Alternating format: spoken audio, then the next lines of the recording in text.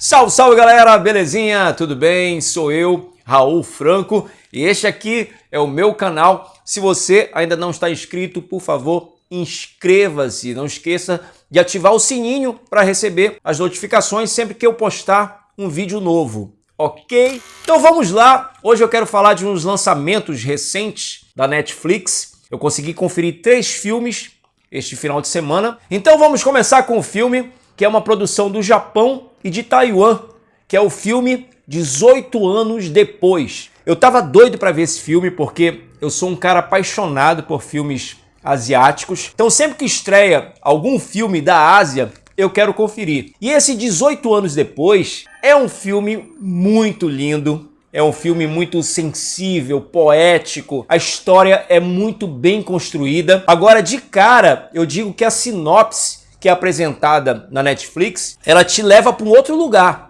Eu nem sei quem escreve essas sinopses. Por exemplo, tá lá escrito: no fundo do poço, depois de perder o emprego, um jovem de 36 anos viaja para o Japão para encontrar um amor do passado. E eu sempre brinco dizendo, se isso é um filme americano, o caminho seria completamente diferente deste filme asiático, porque eles vão aprofundando as questões e essa coisa do fundo do poço não existe. O que acontece é o seguinte: no começo do filme a gente vê uma discussão em uma empresa e o jovem é demitido. Só que é a empresa que ele ajudou a construir. Ele produz games, ele cria jogos, então ele dedicou parte da vida dele a esse sonho, que isso a gente vai compreender no filme. Então o que acontece? Ele sai desse trabalho. Imagina você ser demitido da empresa que você ajudou a criar. Deve ser uma dor profunda. E o que acontece é que ele começa a refletir sobre a vida, a pensar no que ele deixou para trás nesses 18 anos. Então começa a busca interna dele, a busca pessoal. Ele resolve viajar para o Japão para reencontrar, digamos assim, essa pessoa que tanto deixou dentro dele um sentimento bom. É uma forma dele se reencontrar com começos de tudo. Essa é a poesia do filme. Só que o filme é tão bacana que ele não entrega tudo de primeira. Mais ou menos com 90 minutos de filme é que vai ter uma reviravolta. Então tudo aquilo que foi apresentado no filme, de repente vai se encaixar. E a gente faz assim: uau! É isso mesmo?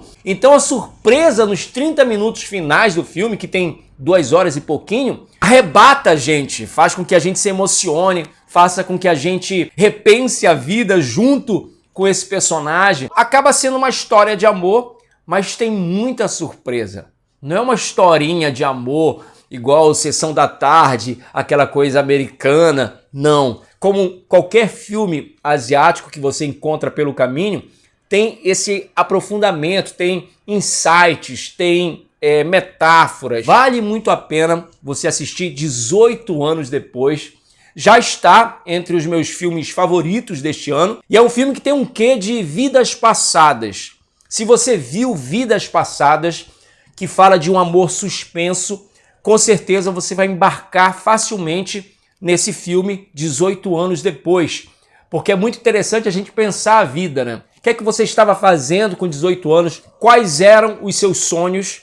E o que é que aconteceu 18 anos depois? O que é que você deixou para trás? Com que você precisa se reconectar para que a sua vida ganhe um novo sentido? O filme trata disso. Então esqueçam o fundo do poço da sinopse, que não tem nada a ver. Na verdade, é um rapaz de 36 anos que, a partir de um episódio brusco, que é ele perder esse emprego, faz com que ele comece a pensar na vida dele de uma forma global. Viajar para um determinado lugar é como viajar por dentro. E é isso que o filme fala. Eu não quero dizer mais nada para não dar spoiler, então assistam esse filme. É a minha dica perfeita para você se emocionar. Assista e depois me conta o que é que você achou.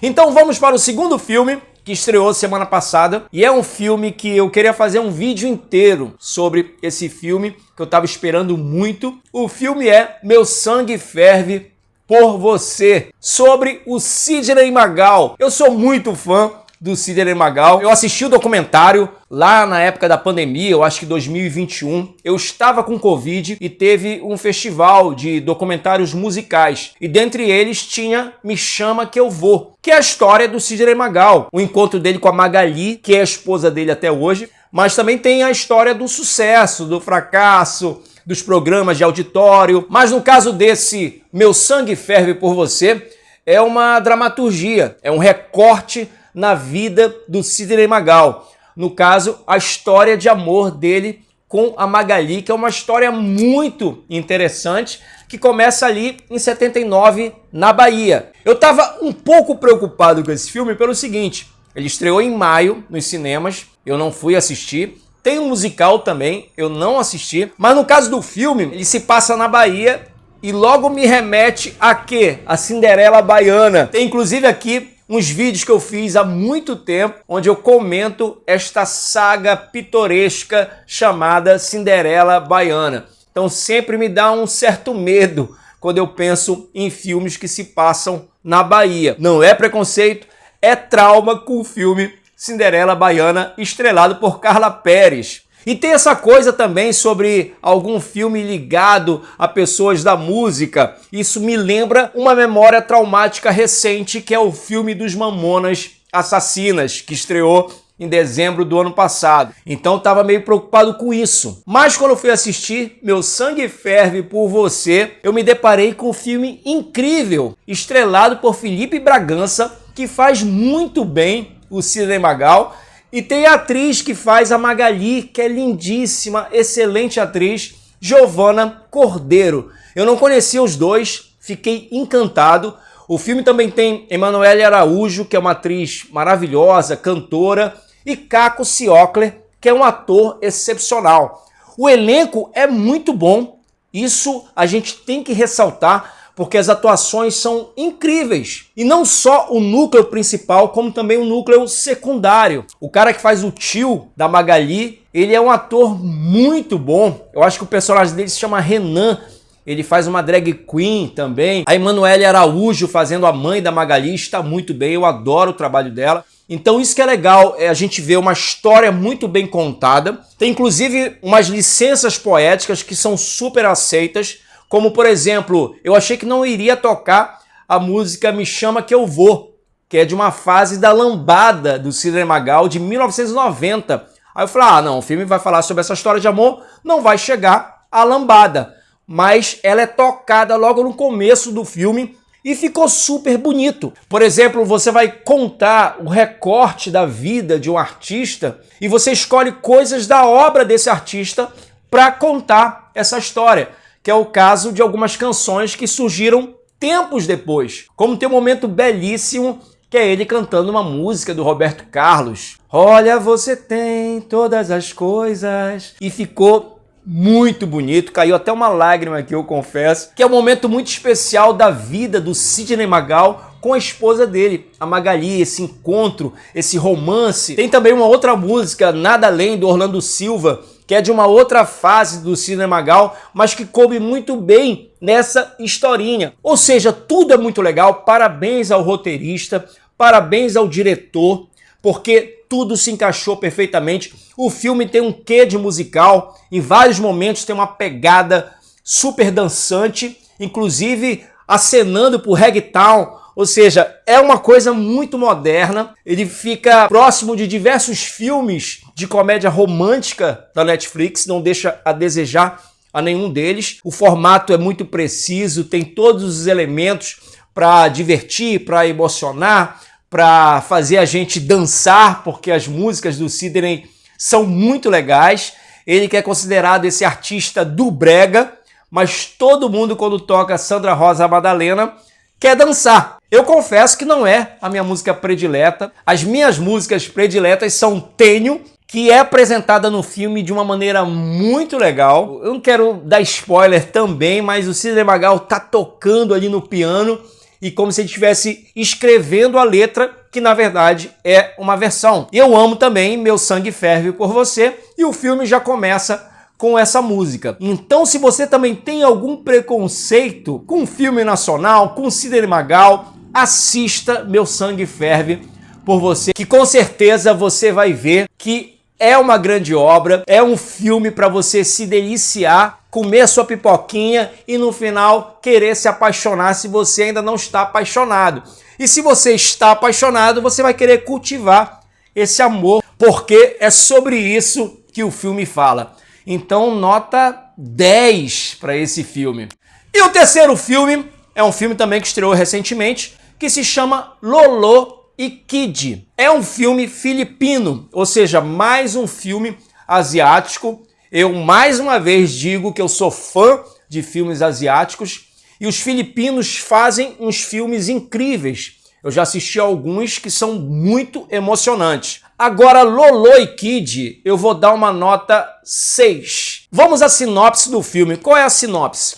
É um avô com um neto que eles dão alguns golpes na vida.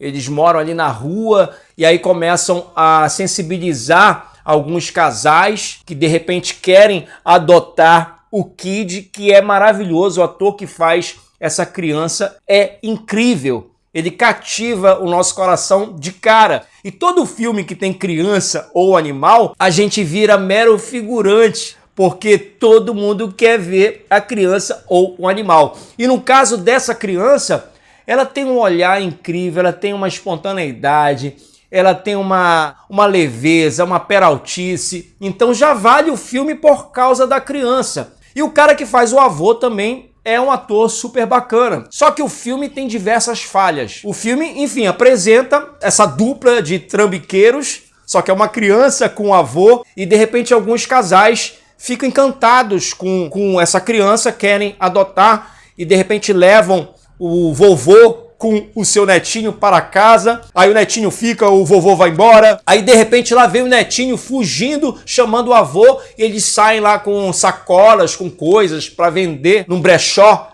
que eles frequentam, enfim, as coisas roubadas são levadas lá, e é lá que eles conseguem o dinheiro. Fora que quase sempre o casal, ou no caso tem uma mulher também, que no filme o filme não explica muita coisa. Ele apresenta isso e fica muito tempo nesses golpes, algumas lições que o avô dá para o netinho, enfim, mas é um filme que eu acho que ele é forçosamente feito para você chorar. Eu sinto que esse era o objetivo do filme, ele não foge disso, como se cada frame fosse: eu vou emocionar você, presta atenção nessa mensagem que eu vou te passar. E realmente isso me incomoda em alguns filmes. Eu acho que falta história, porque o filme tem 1h35, mais ou menos, mas assim, as coisas não são desenvolvidas. Tem uma hora que tem um olhar do vovô lá saindo da casa depois de dar um golpe para uma mulher que também queria adotar a criança. E é um olhar assim, eles ficam se olhando. Aí você pensa que essa garota pode ser a filha desse velho, porque ela fala que ela é órfã, porque ela perdeu os pais por conta do vício. Mas, enfim, não esmiuça isso, deixa no ar, e aí a gente vê esse olhar como se fosse: ela pode ser minha filha, sei lá. Mas aí a história não é muito esclarecida, as coisas acontecem por acaso, como tem um momento lá que aparece ele bêbado, o velho no caso, né, o Lolo, bêbado, aí ele tenta tirar a própria vida quando ele ouve o choro de uma criança. E aí é o Kid que foi abandonado, que nem é Kid, ele vai dar o nome de Kid em função do Karate Kid, acreditem. E aí ele segura a criança e de repente a vida dele passa a ter um outro sentido. Só que também não é desenvolvido isso, como quem deixou essa criança aí? Não tem. Como ele consegue as coisas para viver com uma criança na rua? Também não tem muito isso. Então a história é apresentada assim. Vejam isso que está acontecendo, que lindo a relação avô e neto, e de repente chega uma outra família, que na verdade antes tem um casal gay, que eu acho as atuações muito estereotipadas, então você não vai encontrar no filme também o elenco secundário muito bem preparado. Eu acho que tem vários momentos que a gente vê umas coisas, umas atuações duras, umas atuações sem nuances, então a coisa não é muito interessante nesse aspecto. Parece que é um filme de baixo orçamento, enfim, mas que vai desenrolando até que chega um momento que tem uma família que a mulher perdeu a criança em função de um câncer, E aí ele fica sensibilizado nesse momento, o velho, e resolve deixar o garoto ali com essa família. Mas assim, por que essa família e não as outras? Essa família é melhor, que ele fala para a criança que eles são de Deus, alguma coisa assim, e que ela tem que ficar com ele porque ela quer ir para a escola. Então, mas o filme, ele é muito duro, ele não flui, sabe? Duro no sentido de as coisas são apresentadas assim e não tem muita explicação. Essa é a verdade. Aquele filme sessão da tarde mesmo, para você se distrair. Então veja se você tiver tempo. Se não tiver, vá ver outra coisa mais especial. Esse filme, na verdade, ele é apenas um entretenimento para você chorar, né? Você quer chorar? Assista o filme. Também caíram umas lágrimazinhas, mas por questões pessoais. Eu pensei no meu avô, sei lá, mas a história não é muito bem desenvolvida. E assim, no final, tem o garoto que já está com 18 anos, eu acho, e ele vai reencontrar o avô, né? Porque ligam do hospital. Aí ele vai lá encontrar o avô. Por exemplo, os 18 anos depois, aos 90 minutos, as coisas todas são linkadas. Tudo aquilo que de repente estava lá como uma peça solta, ela é encaixada. No Lolo e Kid, eles tentam fazer isso com algumas coisas que aconteceram no filme, mas não é interessante. O que é bacana é que o ator que faz o garoto com 18 anos, já vivendo com a outra família, ele entra no filme simplesmente para entregar uma grande atuação.